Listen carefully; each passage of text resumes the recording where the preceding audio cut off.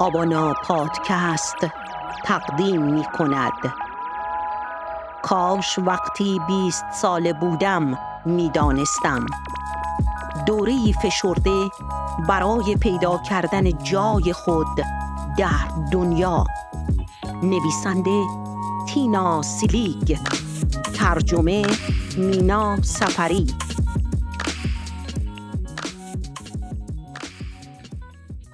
ندیدن مشکل در توسعه محصولات مصرفی هم اتفاق میفته. برای مثال، برای اسناد موجود، آبربانک‌ها در گروه‌های تمرکز شکست خورد. جایی که در اون از مشتریان احتمالی پرسیده شد آیا به جای رفتن به بانکی محلی از ماشینی برای پرداخت و برداشت پول از حساب و انجام تراکنش‌ها استفاده می‌کنند یا خیر، این مشتریان نمیتونستند تغییر رفتارشون رو اونقدر چشمگیر تصور بکنند. اما با نگاه به گذشته میبینیم که ماشین‌های خودپرداز به منزله پیشرفتی کاملا جدید و کارآمد برای بانکداری شخصی هستند. یکی از اون چیزهایی که حالا دیگه به ندرت کسی میتونه زندگیش رو بدون اونها تصور بکنه. من خودم ندیدن مشکل رو تجربه کردم. حدود 20-25 سال پیش بود. همسرم مایک یک تلفن همراه رو به من هدیه داد. خیلی پیش از اون بود که تلفن‌های همراه فراگیر بشن و اصلاً من فکرشو نمی کردم که بتونم به اون نیازی داشته باشم. در حقیقت کمی هم از همسرم دلخور شدم. فکر کردم خب اینم مثل ابزارهای الکترونیکی دیگه‌ای هست که بدون استفاده میفته یه گوشه. اما مایک همسرم اصرار کرد فقط یک هفته از اون استفاده کنم. و من در کمال تعجب فقط 2 روز طول کشید که بفهمم نمیتونم بدون این وسیله زندگی کنم. من هر روز دست کم 2 ساعت در رفت و آمد بودم و میتونستم حین حرکت با دوستانم، با همکارانم یا خانوادم صحبت کنم. از صمیم قلب برای این هدیه ارزنده از مایک همسرم تشکر میکنم. حالا وقتی به ایده های جدید و بالقوه پیشرفت های مهم نگاه میکنم، همیشه سعی میکنم این داستان رو در گوشه از ذهنم داشته باشم. کلید کشف نیاز، شناسایی و پر کردن شکاف هاست. شکاف در روشی که افراد از محصولات استفاده میکنن، شکاف در خدمات موجود و شکاف در داستانهایی که افراد موقع صحبت درباره رفتارشون بیان میکنند. مایکل بری، یکی از خبرگان کشف نیاز، داستان فوق‌العاده‌ای درباره کارش با کیمبرلی کلارک برای کلاس ما تعریف کرد. شرکتی که دستمال توالت‌های کلینکس، اسکات و پوشک بچه هاگیز رو میسازه. در اصل کیمبرلی کلارک از فروش پوشک‌ها در مقایسه با غول‌های پوشک مثل پراکتر و گمبل سازندگان پمپرز دلسرد شده بود و تیم مایکل رو آورد تا به اونها کمک کنه که بتونن این کسب و کار رو بهبود ببخشن. با انجام مشاهدات مفصل درباره نحوه فروش پوشک‌ها، ارزیابی پیام‌های روی بسته‌بندی‌های پوشک و انجام مصاحبه‌های با والدین، مایکل تشخیص داد که کیمبرلی کلارک نکته‌ای رو از قلم انداخته. اونها طوری پوشک رو می‌فروختن که انگار وسیله دفع ضایعات خطرناک است، اما پدر و مادرها اینطور به اون مسئله نگاه نمی‌کنن.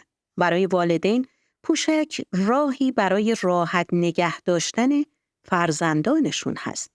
پوشک کردن بخشی از فرایند پرورشه. همچنین پوشک به عنوان تکه‌ای از لباس دیده میشه. این مشاهدات نقطه شروعی عالی برای بهبود نحوه بسته‌بندی و موقعیت یابی کیمبرلی کلارک فراهم کرد.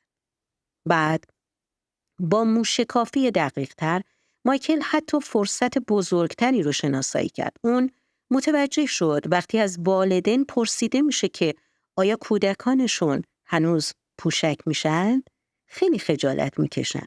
درسته، خودشه. نکته همینجاست. این نکته دردآور عظیمی برای والدین و همچنین برای کودکانی بود که در آستانه یاد دادن و یاد گرفتن توالت رفتن بودن. باید راهی برای تغییر این وضعیت پیدا بشه. چطور یک پوشک میتونست نمادی از موفقیت به جای شکست باشه؟ مایکل ایده پولاپ رو پیشنهاد داد. چیزی بین پوشک و لباس زیر. تغییر وضعیت از پوشک به پولاپ نقطه عطف بزرگی برای والدین و کودکان شد. یک بچه میتونه پولاپ رو بدون کمک بپوشه و از این موفقیت احساس غرور کنه. این بینش باعث افزایش $1,000,000,000 درآمد سالانه کیمبرلی کلارک شد و اونها رو قادر کرد که از رقیب خودش سبقت بگیره. این محصول جدید از دل تمرکز روی کشف نیاز، شناسایی مشکلی مشخص و سپس تبدیل اون به یک فرصت بیرون اومد.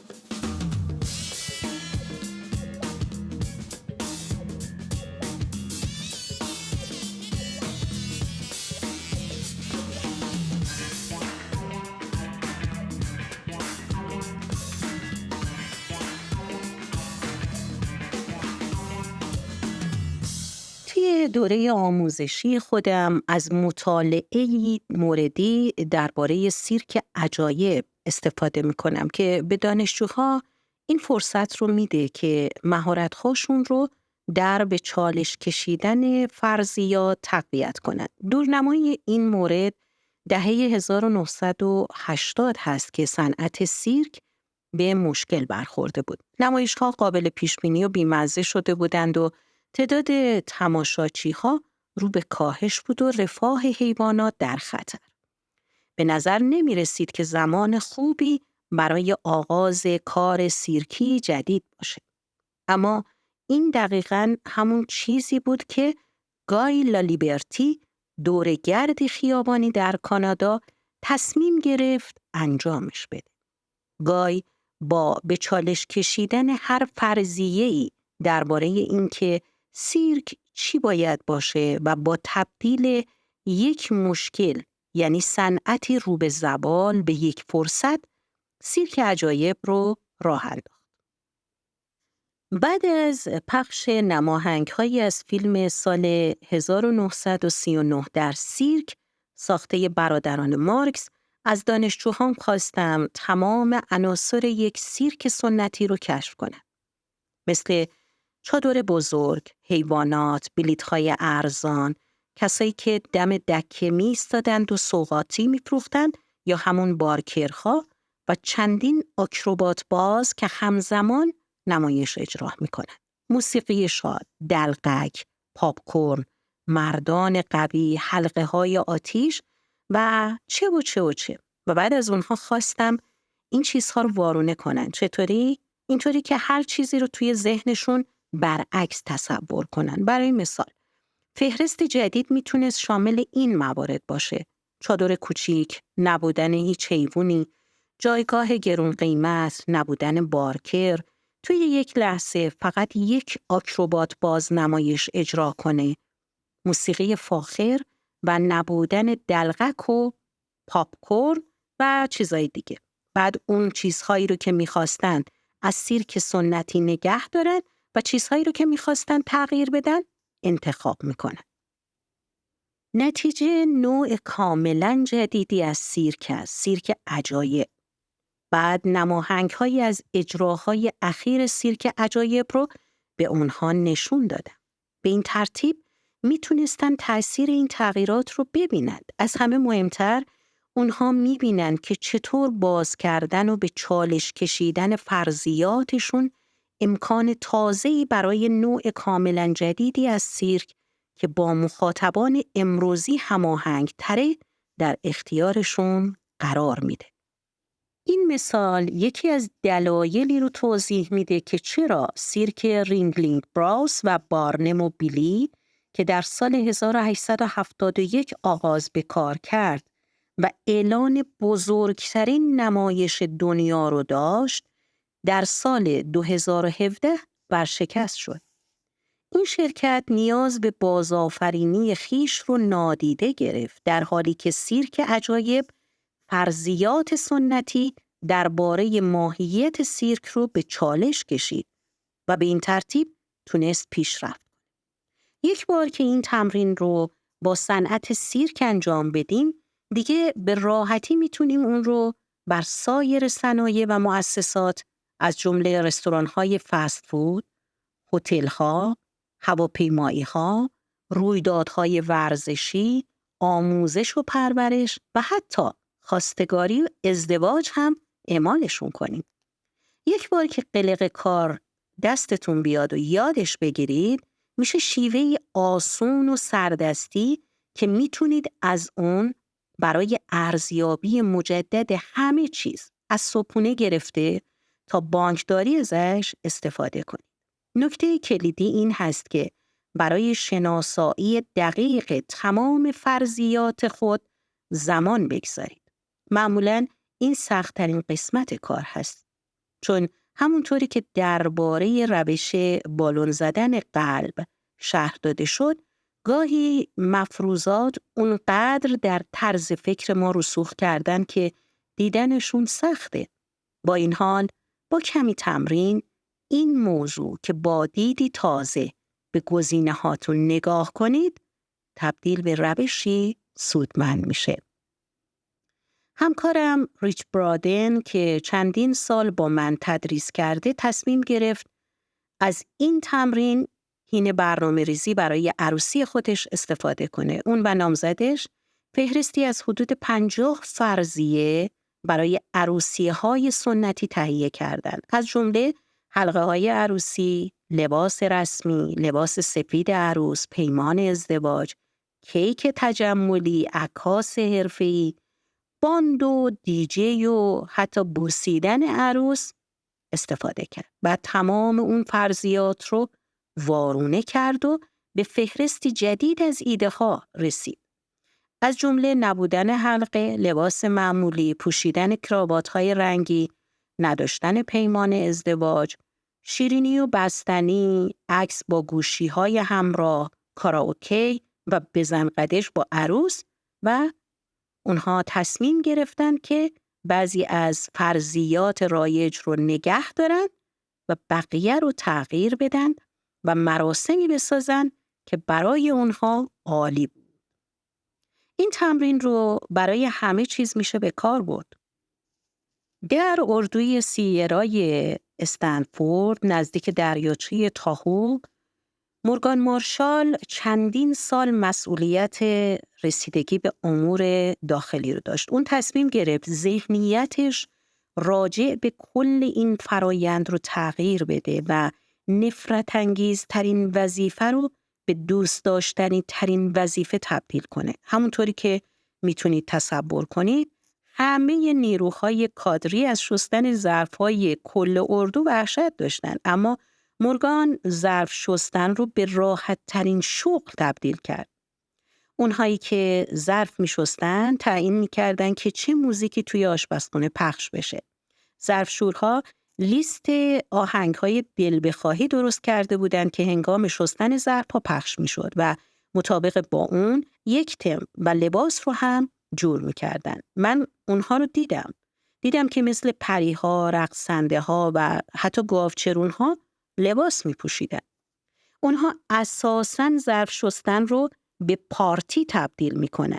همچنین این کارکنان دائما در صددند به روش‌های مؤثرتری برای انجام این شغل برسند. آخر سر هم این که سیاستی در این آشپزخونه هست که تا زمانی که همه کارشون تموم نشه، کسی حق نداره محل کارش رو ترک بکنه و اگر لازم باشه همه باید حضور داشته باشن و به این پارتی ملحق بشن. جالب این که این پرسنل مشتاقانه منتظر نوبت کاری بعدی خودشون بودن تا بتونن با حباب‌های صابونی معرکه‌ای بپا کنن. برخی افراد به طور ویژه‌ای در زمینه شناسایی و به چالش کشیدن مفروضات عالی هستند. اونها در تلاش برای یافتن راه حل‌های خلاقانه برای مشکلات به ظاهر حل نشدنی، محدودیت‌های چیزی رو که منطقی و شدنی هست زیر سوال میبرند. اونها زندگی خودشون رو از مکانهای عجیب و غریب آغاز میکنن. پروژه‌هایی رو به عهده میگیرن که دامنه وسیعی دارن. انتخاب‌هایی میکنن که افراطی به نظر میرسند و مسیر جدیدی رو شکل میدن که اونها رو به قلمروی ناشناخته سوق میده. آن ویچسکی رو در نظر بگیرید. مؤسس 23andMe رو میگم. اون خیلی از فرضیات رو با این سوال به چالش کشید که چه کسی باید به اطلاعات ژنتیکی هر فردی دسترسی داشته باشه. در نهایت بعد از چندین سال کار تونست آزمایش ژنتیک مستقیم به مصرف کننده رو در 23andMe ارائه کنه. این آزمایش مستلزم به چالش کشیدن مقررات دولتی، روش انجام آزمایش ژنتیک و حتی خود آزمایش دهندگان بود تا ارزش در اختیار داشتن اطلاعات ژنتیکی خودشون رو درک کنند. یا مثلا لیلا جانا، بنیانگذار و مدیرعامل ساماسورس، که پرسید چطور برای مردم کشورهای در حال توسعه ایجاد کار کنیم که مثل تشکیلات اعانه‌ای نباشه. اون به جای اینکه مردم فقیر رو به چشم اهدافی خیریه‌ای ببینه، روش‌هایی به منظور ایجاد شغل برای اونها تدبیر کرد که بتونن خودشون و خانواده هاشون رو تأمین کنن. یا پت براون، بنیانگذار و مدیرعامل ایمپاسیبل فودز، که جایگزینی گیاهی برای فرآورده‌های گوشتی رو ایجاد کرد. اون این فرضیه رو که مردم میخوان گوشت حیوانات رو بخورن به چالش کشید. اون تشخیص داد که مردم گوشت نمیخورن چون میخوان حیوانات رو بکشن، بلکه به خاطر نیازشون اونها رو میکشن. شرکت اون یعنی Impossible Foods گوشت رو مهندسی معکوس کرد تا به جایگزینی رسید که به طور کلی از گیاهان درست میشد و نمیشه اون رو از گوشت اصلی تشخیص داد. هر هفته در مجموعه راهبران اندیشه کارآفرینی STVP داستان‌هایی درباره به چالش کشیدن فرضیات گفته میشه. در هر مورد این کارآفرینان وضع موجود رو زیر سوال میبرند و با نگاهی تازه به دنیا نگاه میکنند. البته مسیر اونها پر از دستانداز است، اما انتظارش رو دارند و چنین ذهنیتی رو در خودشون پرورش میدن که هر دستاندازی رو میشه در طول این مسیر برطرف کرد و مسیر رو برای موفقیت هموار کرد. ما اغلب با ترس و احترام به اونها نگاه میکنیم، ولی از اینکه مثل اونها جهش کنیم دوری میکنیم. اما در بسیاری از نمونه‌ها چالش‌های به مراتب کوچکتر هم بسیار ناگوار و سخت به نظر میرسند. برای بسیاری از افراد تغییر شغل یا بیرون رفتن از شهر به اندازه سفر به مکانی بیگانه یا انجام کار امدادی پرمخاطره است. خیلی راحت‌تر و آرامبخشتر هست که در نقشی که به اندازه کافی خوب هست بمونیم، در قیاس با اینکه بخوایم کار دیگه‌ای رو دنبال کنیم که بی‌ثباتی زیادی داریم. اکثر ما از برداشتن گام‌های کوچیک و مطمئن راضی هستیم. زیاد از ساحل دور نمیشیم و قایقمون رو به خطر نمیندازیم. اگر میخواید در نظر بگیرید که بارونه زندگی شما چه شکلی هست، یه تمرین داره که میتونید فرضیاتتون رو به چالش بکشید. فهرستی با عنوان قبل درست کنید و با تمام فرضیات خودتون درباره اینکه چطور وقتتون رو میگذرونید هر روز صبح چه ساعتی از خواب بیدار میشین، روزها و ساعتهای خاصی که هر هفته کار میکنید به چه شکلی میگذرند، طول مسیر رفت و آمدتون، نوع کارهایی که انجام میدید، افرادی که با اونها در ارتباط هستید، میزان زمانی که ورزش میکنید، کسانی که اوقات فراغتتون رو با اونها میگذرونید و خلاصه چیزایی که مثلا برای شام یا نهار میخورید، جایی که برای تعطیلات میرید. بله، مقدار پولی که از هر حقوقتون میتونین پس انداز کنید و احساسی که در پایان روز دارید. هر قد میشه این فهرست رو طولانیش کنید و هر قد میتونید فرضیات مربوط به زندگیتون رو باز کنید. بعد با درست کردن فهرست بعد برای تمام اینها جایگزینهایی رو در نظر بگیرید. موارد این فهرست یا باید مخالف فهرست قبل باشند یا گونه اغراق‌آمیز همون چیزهایی باشند که در فهرست قبل وجود داره. برای مثال اگر هر روز 20 دقیقه ورزش میکنید، جایگزیناش میشه اینکه اصلاً ورزش نمی کنم یا به تنهایی به باشگاه میرم یا با سگم شروع میکنم به دویدن.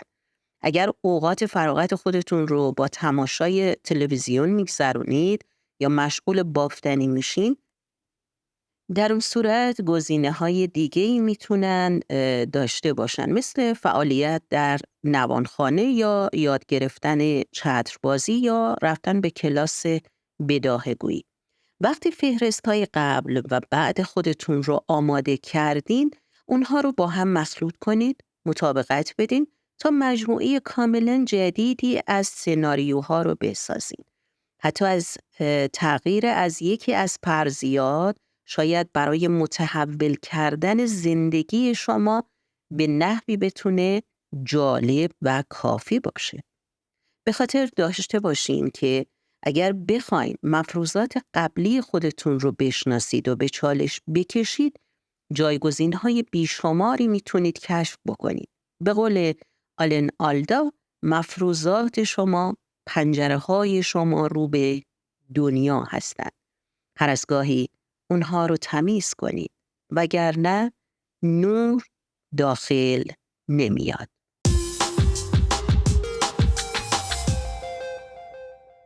به رغم این حقیقت که با حل مسائل بزرگ میشه سودی به دست آورد، رندی در کتابش راهب و معما بر اهمیت اشتیاق برای حل مسئله مهم به جای انگیزه پول درآوردن تاکید میکنه. برای توضیح این تفاوت، اون مبلغی مذهبی رو که با شور و شوق مأموریت مهمی رو دنبال میکنه با سرباز مزدوری مقایسه میکنه که انگیزه اون فقط خدمت به منافع خودش است. شرکت‌های موفق به واسطه تمرکز روی کشف راه حل برای چالش‌های مهم با انرژی همانند مبلغ مذهبی متولد میشن. این پیام در گفته گای کاواساکی بازگو میشه که میگه بهتره به جای پول ساختن معنا بسازید. اگر هدف شما از تلاش برای حل مسئله بزرگ به روش‌های نوآورانه ساختن معنا باشه، احتمال بیشتری هست که پول عایدتون بشه، در مقایسه با اینکه با هدف پولسازی شروع کنید که در اون صورت احتمالاً نه پول خواهید ساخت و نه معنا. گای کاواساکی کارآفرینان، سرمایه گذاران کسب و کار و مخترعانی که پیشتر در موردشون گفته شد چه ربطی به دانشجوهایی دارن که با $5 یا گیره کاغذ یا بطری‌های آب شروع به کار کردن و چالششون این بود که تا حد ممکن ارزش خلق بکنن. خیلی ربط داره. تمام این مثال‌ها این ایده رو تقویت میکنه که شناسایی مشکلات پیرامون خودمون و سپس تلاش مداوم برای حل اونها فواید خیلی زیادی داره. این به اون معنا نیست که این فرایند ترسناک نیست. هست. همیشه این خطر هست که تلاش‌های شما بی اثر بشن. همونطوری که ایلان ماسک مبتکر و کارآفرین مشهور جهانی در مصاحبه‌ای گفته واقعا فکر میکنم گاهی به شدت میترسم. وقتهای کمی هست که چیزی چنان مهم وجود داره و تو اونقدر باورش داری که میتونی علی‌رغم ترس انجامش بدی. مشکلات و فرصتها زیادن. فقط منتظر هستن کسی بخواد راه حل‌های بدیعی براشون پیدا کنه. این مشاهده دقیق، کار تیمی هماهنگ، توانایی اجرای برنامه، تمایل به درس گرفتن از شکست و حل مسئله خلاق رو میطلبه. اما اولین شرط داشتن این نگرش هست که مسئله رو میشه حل کرد. من و دانشجوهام دریافتیم که هرچه در حل مسئله با تجربه تر باشیم، مطمئن تر میشیم که میتونیم راه حلی پیدا کنیم. چند سال پیش توی اسکاتلند در یک اردوی آموزشی کارآفرینی تدریس میکردم. این اردوی یک هفته‌ای رو جیمز بارلو در مؤسسه شرکت‌های اسکاتلندی برگزار میکرد. شرکت کنندگان 50 دانشجو از سراسر کشور بودند که در رشته‌های علمی مختلفی تحصیل می‌کردند. از جرم شناسی گرفته تا نجوم. بیشتر اونها اصلاً هیچ سر و کاری با کارآفرینی هم نداشتند. در آغاز اون هفته خیلی از اونها با اولین تکلیف تعیین شده خودشون رو کاملاً باختن. توی اون تمرین از اونها خواسته شد محصول یا خدمت جدیدی اختراع کنن و بعد اون رو بفروشن. در ساعت 6 بعد از ظهر به هر تیم 50 پوند انگلیس به عنوان سرمایه اولیه داده شد. اونها برای تکمیل پروژه کلاً 18 ساعت وقت داشتن. هدف این بود که این دانشجویان رو از منطقه آسایششون بیرون بکشیم و به دنیای واقعی وارد کنیم. بعضی از دانشجوها میگفتن کم مونده بود فرار کنیم و به خونه‌مون برگردیم. البته حتما لازم نبود این رو بگن. چشمای هراسان اونها همین حرف رو داد میزد.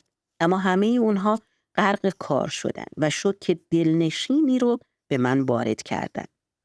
گروهی چترگردان شدن و به کسایی که گرفتار باران غیر منتظره می شدن کمک می کردن. گروهی از اونها دکه دوستیابی بدون آشنایی قبلی رو در یک بار محلی راه اندازی کردند.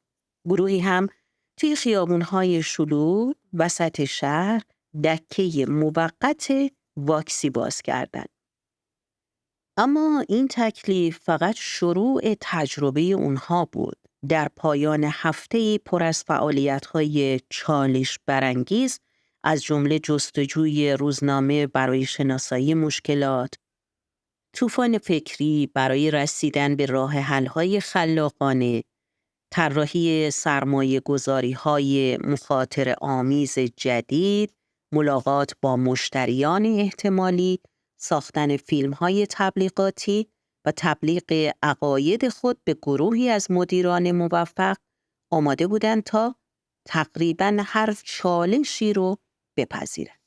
یکی از تیم‌هایی که به خاطرم مونده 3 خانم جوان بودند که برای اونها همه این چیزها کاملاً تازه و جدید بود. وقتی اولین تکلیف داده شد خیلی مضطرب و نگران شده بودند. با این حال در پایان هفته به ایده شگفت آوری رسیدن که مورد تمجید بسیار زیاد هیئت داوران قرار گرفت و بودجه اولیه رو از طرف سرمایه گذاران به خودشون اختصاص دادن. اونها یک خدمت رسانی موبایلی و بی دردسر برای پرو سینه بند ساختن. چون بر اساس مشاهدات اونها بیشتر خانم‌ها از این فرایند خجالت میکشن و غالباً با سینه بندهای بی‌قواره و نااندازه کنار میان. فیلمی تبلیغاتی با سلیقه درست کردن و همه رو قانع کردن که این یک فرصت جالب است. در آخرین روز این کارگاه آموزشی یکی از این خانم‌های جوان به من گفت حالا میدونم که چیزی نیست که نتونم انجامش بدم. اون همراه با مابقی دانشجوها پیش از این انبوهی از مهارت‌هایی رو داشتن که برای انجام چیزهای خارق‌العاده لازم بود. تنها چیزی که ما به اونها دادیم مدرکی ملموس همراه با مجالی مناسب بود که بتونن مشکلات رو به فرصت تبدیل کنن. جرد لینزن در مقاله خودش در نیویورک تایمز این احساس رو بیان کرده که چطور با پریدن از یک هواپیمای فوق‌العاده خوب با یک چترباز دور دیده بر ترس خودش از طرد شدن، شکست خوردن و آسیب پذیری غلبه کرده. اون در اون لحظه متوجه میشه که با انجام ترسناکترین کاری که میتونسته تصورش رو بکنه و فهمیدن این که نمیمیره دیگه چیزی برای ترسیدن وجود نداره. پایان فصل دوم.